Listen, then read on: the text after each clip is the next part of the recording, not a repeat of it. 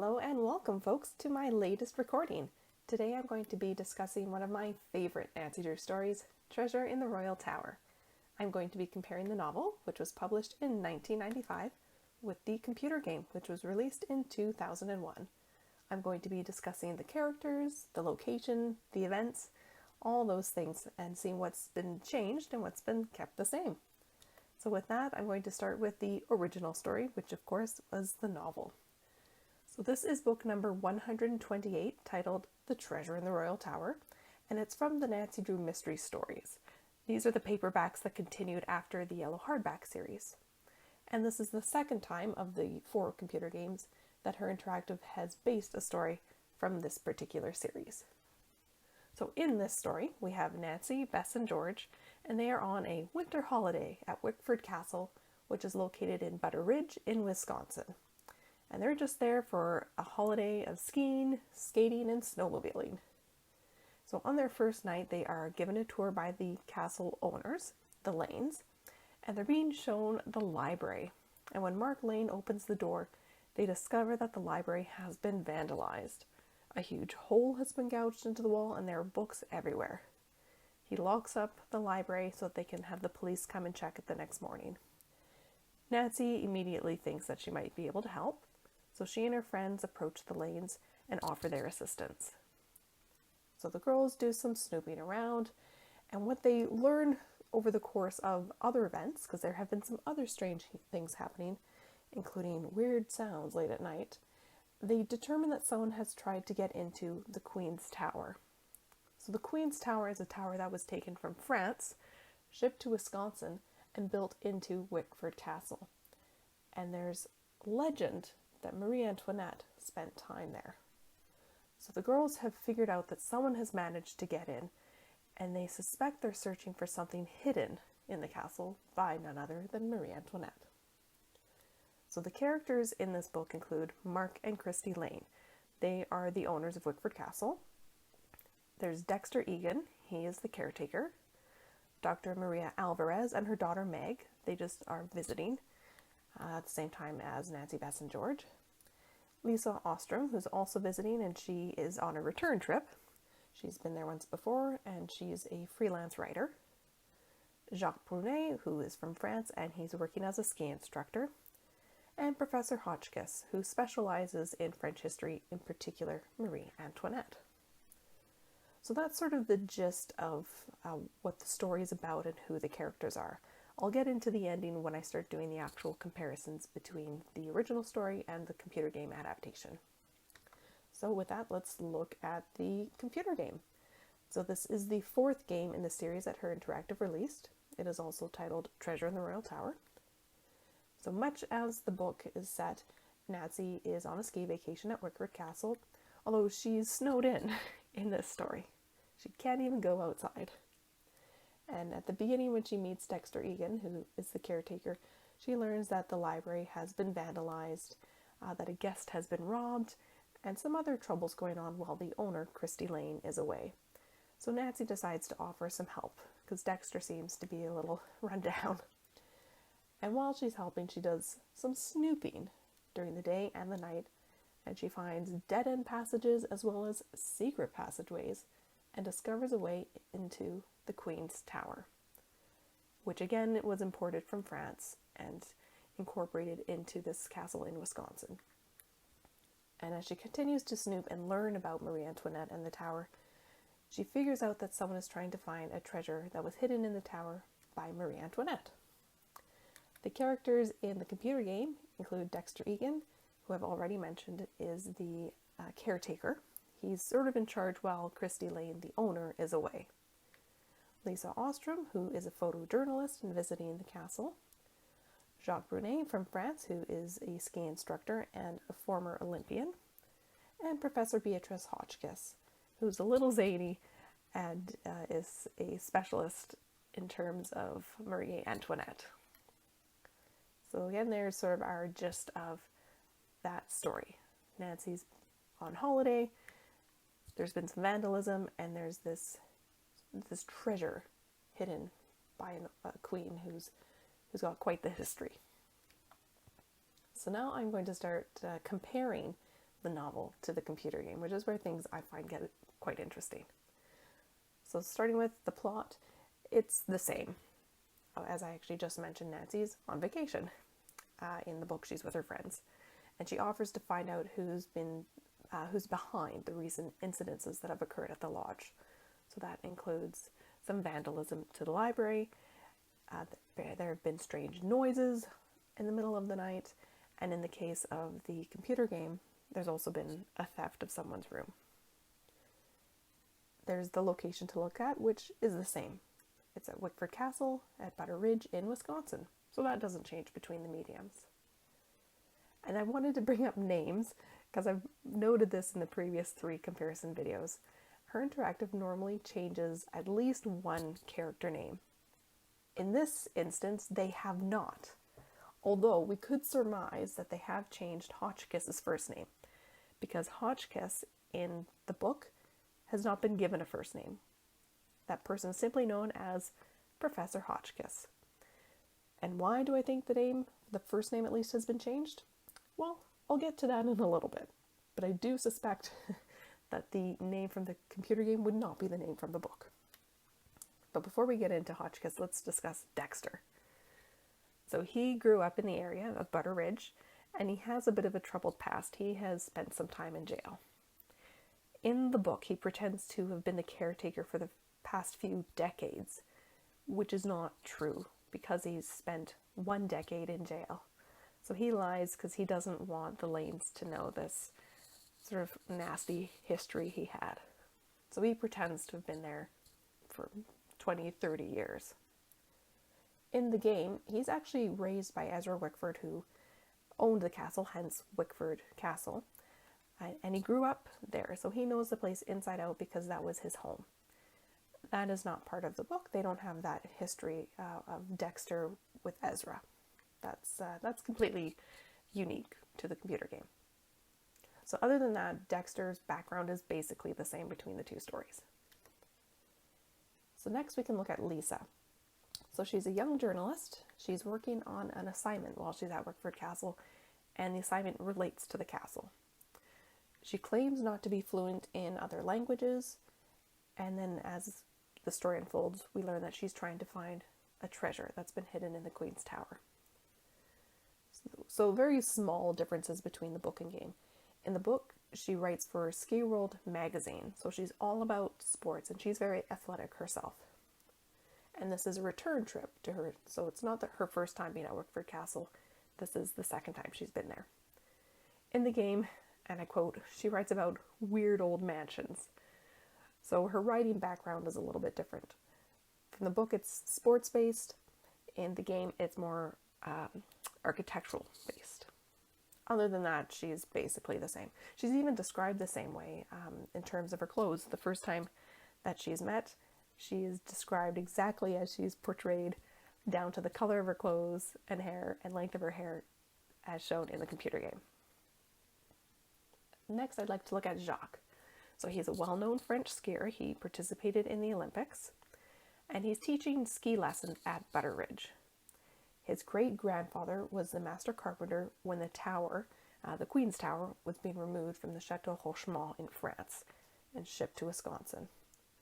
And he wants to find these notes, whatever they may be, that Marie Antoinette left in the tower. His grandfather told him about finding a hidden compartment, and there are some notes there that he wasn't able to take with him before the castle was shipped off. So his goal is to retrieve those sort of in memory of his great-grandfather. Where there are some differences is that in the book, Dexter actually helps him find a way into the tower. Dexter happens to know the castle inside and out, which is the same between book and game, but he actually gives Jacques a key that gives him access to this corridor where the secret entrance to the tower is. So Dexter helps him out. That's not the case in the game. In the game, sort of an extra element is Jacques is engaged to a woman named Isabelle. Isabelle's not in the book. And Jacques has also been given a medallion by his grandfather. That does not happen in the book. So very small differences again between novel and game. And then the final character we'll look at is Professor Hotchkiss.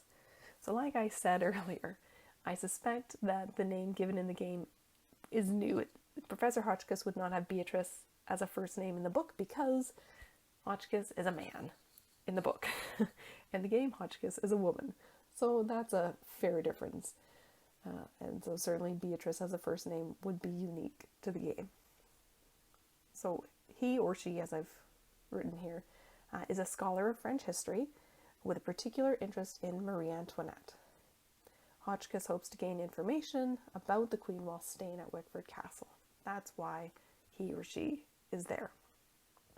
So the few differences are, as already noted in the book, Hotchkiss is male, and he's sort of haughty and a bit surly with Nancy. He's not as friendly as female Professor Hotchkiss is in the game. In the game, female and a bit eccentric and horrible with names, but ultimately she's nice and she's helpful and encourages Nancy. Another thing that's different in the game is that her room is robbed. That doesn't happen in the book. So that's something that Her Interactive put in themselves. So next we can look at the tower room and the artifacts. So sort of the key to the whole story, the point of this story. So the tower holds old documents of some sort, and as we later learn, a diamond that belonged to Marie Antoinette. In the book, it's letters that are written by Rochelle de Chaffin. So she was a sort of a lady-in-waiting for Marie Antoinette. And they are found in a niche in the wall of the tower room. And the diamond that is found is actually in a chandelier, so hanging above the room. In the game, the documents that are written are in the form of a journal written by Marie Antoinette. So not by Rochelle, but by Marie. And it's hidden in a compartment in the wall, so that's sort of the same. And then the diamond is hidden in the floor rather than in the chandelier. And it has a complex lock on it involving a key and medallions. So then I'd like to look at the events. There are many events from the book that are incorporated into the game, which is it's sort of extraordinary how much how much was adapted from the book to game. So, for instance, the elevator getting stuck between floors, that happens both book and game. The library is vandalized. That's sort of the kickoff to the mystery. So that's in both stories. We spy on Dexter. The circumstances are a little different. In the book, the girls, Nancy, Bess, and George, are snooping around, helping the Lanes, and Nancy realizes someone's in the room. They pretend to leave and actually hide behind chairs, and then they see Dexter as he does a sort of a last-minute last check, and then he leaves. Whereas in the game, Nancy sneaks in via the air duct, and as soon as she first gets into the library, she hears Dexter coming in, so she has to go hide and then watches him and spies that way. So the circumstances are slightly different, but still that element of spying on Dexter happens in both stories. And then another event that's sort of the same, a little different, involves falling through stairs. So in the book, when they first find the entrance to the Queen's Tower and they're heading back down the stairs, George falls through the wooden stairs to the floor below. Fortunately for her, it's not a far drop. In the game, they incorporated it at the very end when, spoiler alert, Lisa is trying to run away with the diamond. Nancy forces the stairs to sort of retreat into the wall, and then Lisa falls into a chamber. So that's how they've incorporated falling through the stairs into the game, which I think is pretty cool. I like that they still managed to incorporate that little event into the game, even if the circumstances were different from the book. Another thing that's sort of the same and different at the same time is Nancy being trapped outside. So in the book, she gets trapped on the ski lift. She's supposed to be the last run of the day. She's been told by the attendant at the bottom of the hill to let the attendant at the top of the hill know that she's the last skier so that he can shut down the lift. Well, Lisa happens to be ahead of her, realizes that Nancy's behind her, and she tells the attendant at the top of the hill that she herself was the last person. The attendant shuts down the lift and Nancy gets stuck. So that's how she gets stuck outside. She winds up jumping down from the lift and then sort of search and rescue finds her. So how she gets saved is a little different too. In the computer game, she's locked out when she decides to snoop around the shed and, you could say, Ezra Wickford's garden. And Lisa has locked the door to get inside the castle. And Nancy has to activate the ski lift in order to be saved. And I really like that they still managed to incorporate the ski lift in Nancy being locked out. I thought that was really smart. Really, really like that. They kept that very small element in the computer game. So then there are also some other events from the book that were not included in the game, because you can't really put in all of the elements from the original story in. It's just too much. So, for instance, Nancy gets a snowmobile pushed on her, and it injures her leg. And Meg Alvarez, who was one of the guests, she gets attacked while they're on the skating pond. And this is because she's mistaken for Jacques. Lisa knows that Jacques is trying to get into the Queen's Tower, or that he already has, and he has this distinctive toque that he wears. Meg happens to be wearing it, and they're at the dark end of the pond. Lisa mistakes her for Jacques and hits her on the back of the head. So that's an event that doesn't happen in the computer game. And that's partly because we don't have the skating pond in the computer game. Sort of these outdoor activities have been removed. And the final thing I'd like to look at is the ending. So the diamond, which was hidden by Marie Antoinette, is found in the tower room. That main part of sort of the ending of the story is the same. But how it's found and how that ending sequence takes place, or sort of what happens, is different. So in the book, Nancy's figured out that Lisa knows where the diamond is, and she tries to beat her to find it. So she runs up to the tower room, and there she finds Lisa with Jacques' stepladder, and she's just pulling the diamond out of the chandelier. And then the two have a bit of a standoff, sort of a karate-based standoff. But then Gus, he is a sheepdog that the Lanes own. He comes hurtling in and pounces on Lisa. And that sort of allows Nancy and then Bess and George, who come in on the heels of Gus, to tie up Lisa, and that sort of resolves that part of the story. In the game, we have Nancy, who finds the diamond on her own, so it's not Lisa. Nancy goes up to the tower room, she figures out how to place the medallions, and then the key that she got from a portrait in the tower room. This portrait's not in the book. The diamond rises from the floor.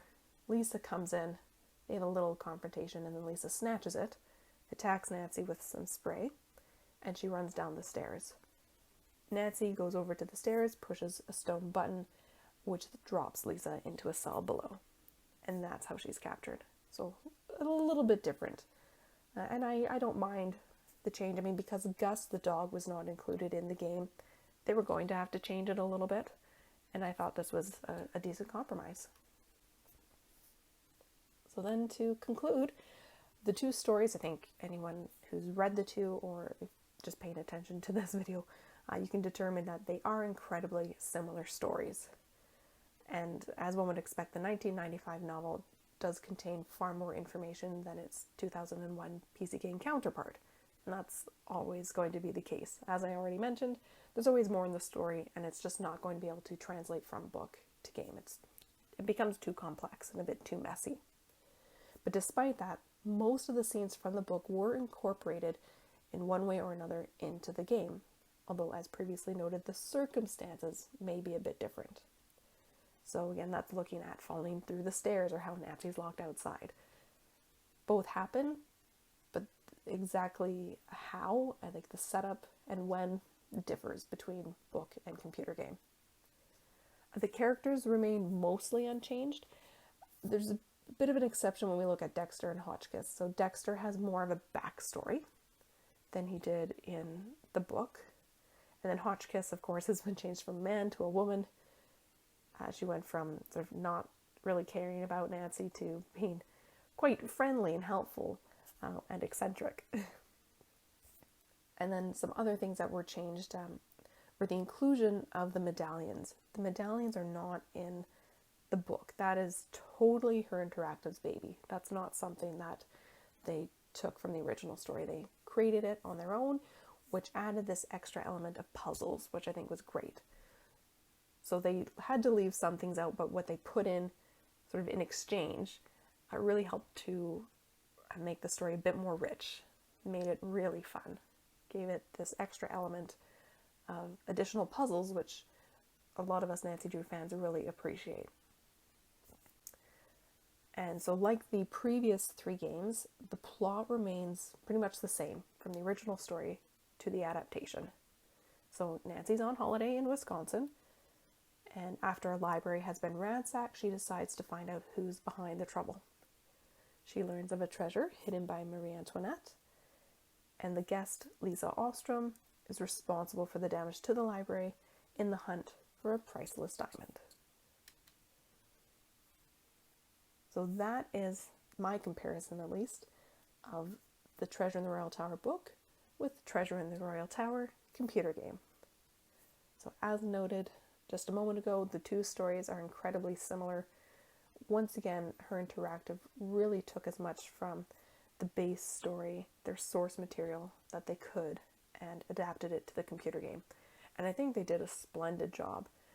They left out details that weren't necessary to drive the story, so such as being out on the skating pond, Meg being attacked wasn't necessary for the story with Nancy in the castle, snowed in, with a couple of guests.